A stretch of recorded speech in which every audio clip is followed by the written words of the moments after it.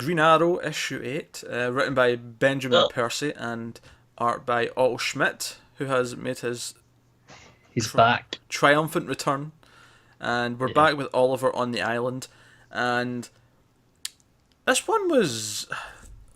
I mean, I enjoyed it. Like, I enjoyed everything with Ollie and Dinah talking. I enjoyed. But there were some elements of this that I thought were kind of unclear in the storytelling.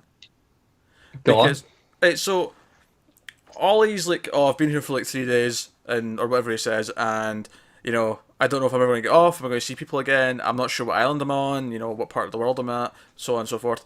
And then Dinah just like walks out of the ocean like it's James Bond. And I was convinced she was a figment of his imagination for so long. I was thinking Mirage or whatever, right? And then we just casually see Diggle hanging out at like a bonfire, and I'm thinking, all right, okay, right, they've came here together. But then when they find the campsite, Dinah's like, oh, who else could be here? And he's like, oh, also Diggle. Well, I mean, so last we saw Ollie wash up on this at the end of the last arc, right? Mm-hmm. I guess the assumption is they all washed up and we just didn't realise, and they're just at different places on the island. I'm not assuming that. No, okay. Nah, because they were on a boat. Was Diggle with them?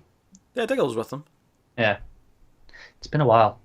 Because we had that 2-issue break that now I'm struggling to remember. It has been a while. I don't know. I felt like... I still think she might be a figment of his imagination, but then she's getting angry at him and stuff, and I feel like...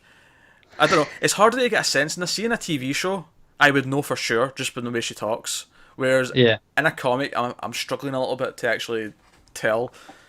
Because he even says, oh, I think, like, are you a mirage or whatever? Like, he addresses it as soon as she appears. And she's like, no, I'm really here. But then the whole issue still plays out like, I'm not sure. Like, I just don't know. But it's stuff like, when he fixates on the scar and like why would that be in his mind if she wasn't there? And also, it doesn't explain Diggle. Like, Diggle's not even with him, and he's there. We see him be there, so he's obviously not imagining that. Exactly. And if he's there, then it's reasonable that she's also there, unless he's there, but she's not, and she's just a mirage. But then I'm thinking, but why wouldn't they just go together to go and get him if they're both concerned? Because obviously they're looking for him after the explosion in the boat. But why does she not have any idea that Diggle's here? Exactly. Because, you know, when they get to the campfire, he's like, oh, it's Diggle. And she's like, how can you possibly know that? And he's like, well, no one else wears those size boots around here. Which is a bit of an assumption, frankly. Because you don't know who's here. Yeah, it's kind of a weird issue in that sense. Yeah. A few things were a bit unclear. Hopefully it'll clear up with the rest of the arc. It probably will, but it just, as an issue on its own, it felt a little bit confuddled with itself. Yeah, possibly one of the weaker issues so far of Green Arrow. But art was great. Glad to have Schmidt back.